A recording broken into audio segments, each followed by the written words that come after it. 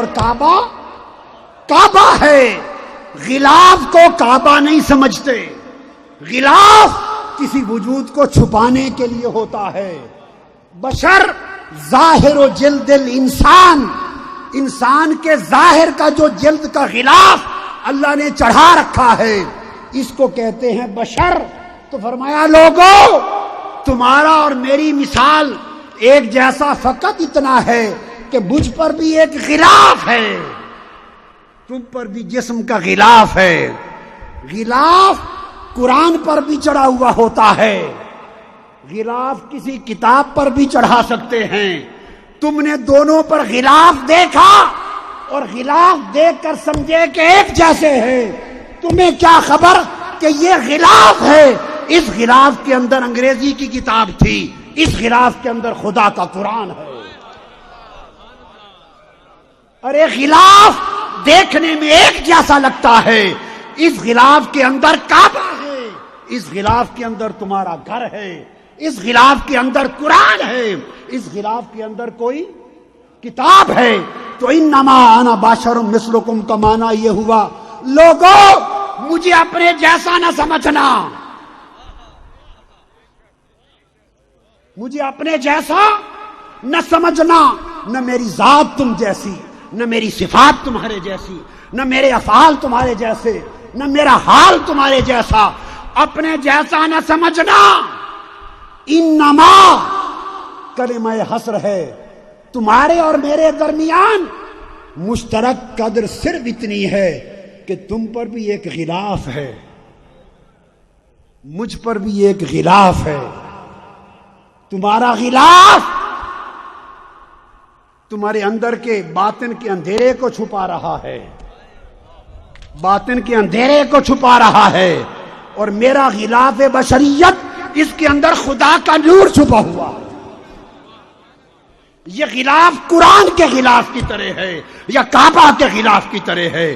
اس لیے غلاف میں، جلد انسان میں بھی تم کو اپنے جیسا چلتا نظر آتا ہوں.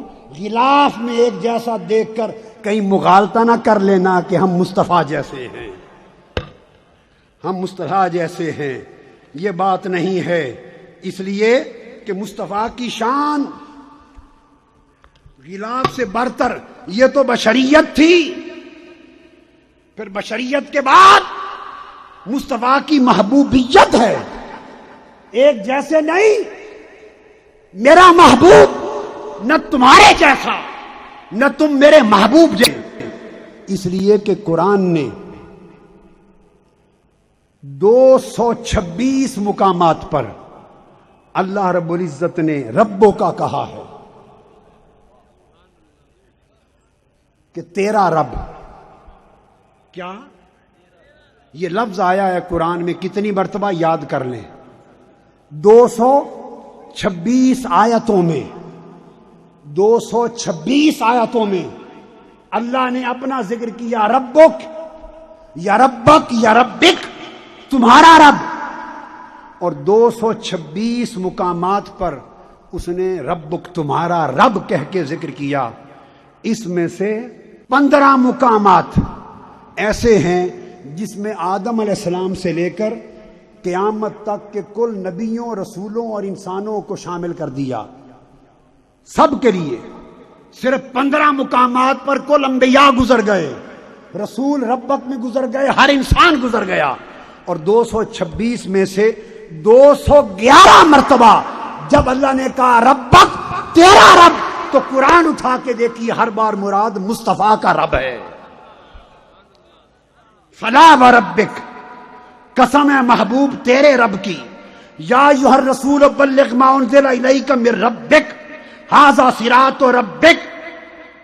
اللہ پاک نے جا بجا اذ قال ربک، جا بجا اللہ نے جب کہا تیرا رب تو محبوبیت کا درجہ یہ.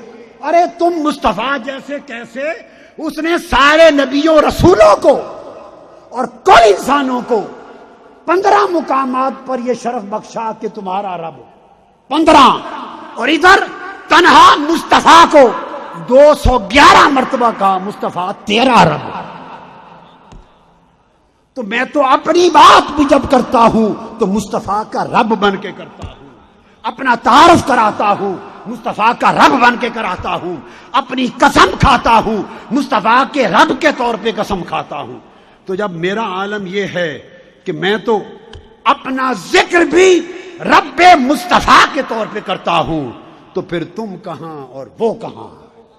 اس لیے کہا کیوں کرتا ہے باری تعالیٰ 211 مقامات پر تو اپنی بات کرتے ہوئے ربک محمد کا رب، محمد کا رب، مصطفیٰ کا رب کیوں کہتا ہے اپنا تعارف حضور کی نسبت سے؟ اس نے جواب دیا اس لیے کہ میں ہوا ہوں اور یہ ہاذا ہے، میں نے اپنی پہچان اس سے کرائی ہے، اپنی پہچان بولیے اس سے کرائی ہے۔ جب پہچان اس سے کرائی ہے تو جا بجا پھر میں اس کا ذکر کیوں نہ کروں؟ اس لیے کہ جب مصطفیٰ بولتا ہے یہ شان مظہریت ہے، تو قول مصطفیٰ وہی قول خدا ہے۔ وما ينطق عن الهوى ان هو الا وحی یوحی۔ کیسے ہوا کا تعارف ہاذا سے کرایا، میں وہ ہوں، یہ ہے، وہ کو اس سے سمجھو، یہ بولے تو میرا بول نہ سمجھو۔ وما رمیت اذ رمیت ولکن اللہ رما، رسول کا فعل ہو تو اسے میرا فعل سمجھو۔ اب دیکھو کہ مکان مصطفیٰ کیا ہے، اور فرمایا صراط الرسول، رسول کا راستہ، لیس کمثلہ صراط احد من البشر انما هو صراط اللہ تعالی کما قال ھذا صراط ربک مستقیما۔ محبوب تیرا ہی راستہ، یہ میرا راستہ ہے۔